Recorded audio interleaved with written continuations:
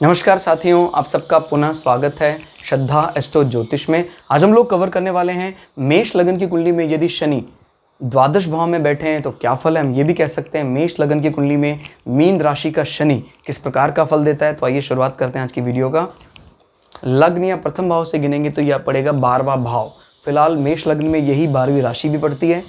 शनि यहाँ बैठे हैं तो दोस्तों 12वां भाव क्या बात बताता है। 12वां भाव हमारे जीवन में व्यय की बात करता है, खर्चों की बात करता है। 12वां भाव विदेश भूमि या फॉरेन लैंड की बात करता है। अगर किसी का लग्नेश 12वें भाव में बैठा है और इसके हाउस का जो लॉर्ड है वो सपोर्ट कर देता है तो फिर ऐसे आदमी फॉरेन सेटलमेंट करते हैं, विदेश में जाकर सेटल होते हैं। जैसे मान लीजिए बृहस्पति यहाँ बैठ जाए और फिर मंगल वहाँ आ जाए तो बृहस्पति और मंगल फ्रेंड है।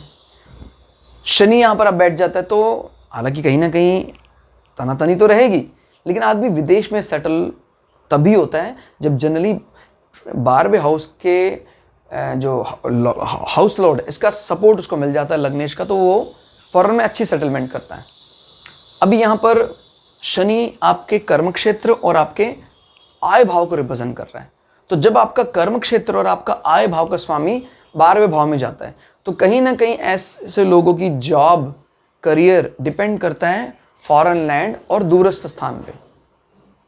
क्लियर हो गया। और ये है भी क्या प्रोफाइल, बृहस्पति की फील्ड है।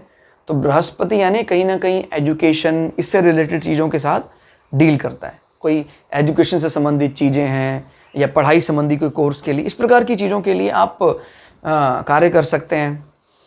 इंपोर्ट एक्सपोर्ट के कोई बिजनेस पे आप जा सकते हैं क्योंकि लाभ भाव का स्वामी व्यय भाव में बैठा हुआ है।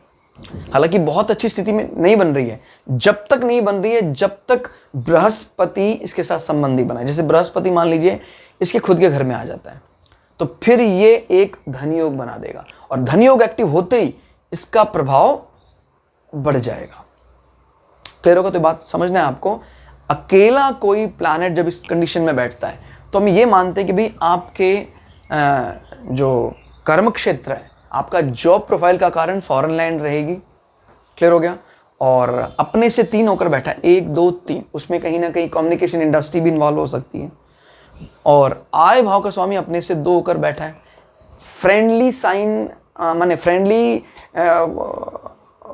इसका जो लॉर्ड है वो फ्रेंडली नहीं है, दोनों दोस्त नहीं एक दूसरे को। हालांकि वो एक अच्छी बात है कि दुश्मन भी नहीं है। तो आय चलती रहेगी, लेकिन आय चलती रहेगी और एक आय कमाल की होगी, इसमें फर्क होता है।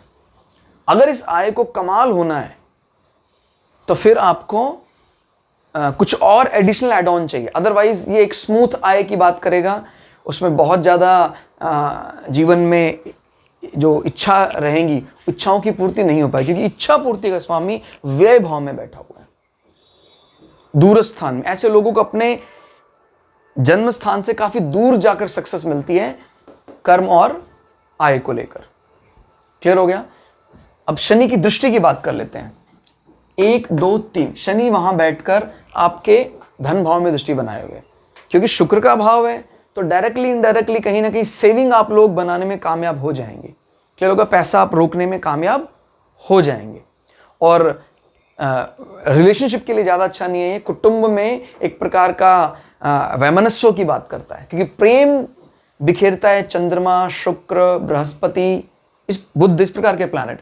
शनि की दृष्टि प्रेम की बात कम ही करता है जब तक वो किसी बड़े प्लैनेट से इंस्पायर ना हो, उसके फ्रेंड के साथ या शुक्र के साथ परिवर्तन योग में ना जाए। तो 3 4 5 6 7 शनि वहां बैठकर आपके शत्रुओं को दूर करने का काम करेगा। फॉरेन लैंड में बैठकर या विदेश भूमि के जरिए आपके काफी कार्य, अधूरे कार्य पूरे हो जाएंगे। शनि की दशा महादशा में इनफैक्ट आपको कोई बीमारी भी चल रही है वो दूर हो जाएगी।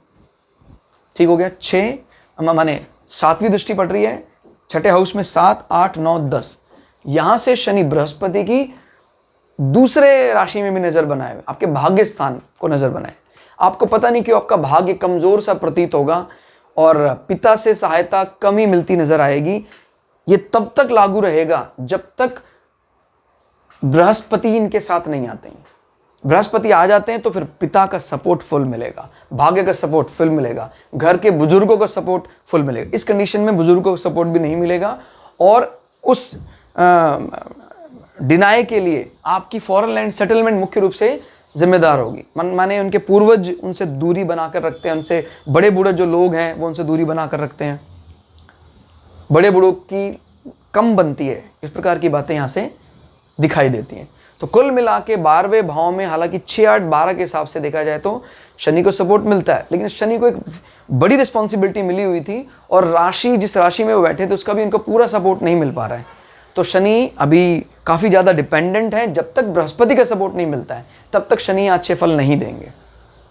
क्लास आपको कैसी लगी कमेंट करके जरूर बताइएगा। मिलते हैं अगली क्लास में, तब तक के लिए जय श्री भृगु पराशरा, जय श्री शुक्राचार्य, नमस्कार।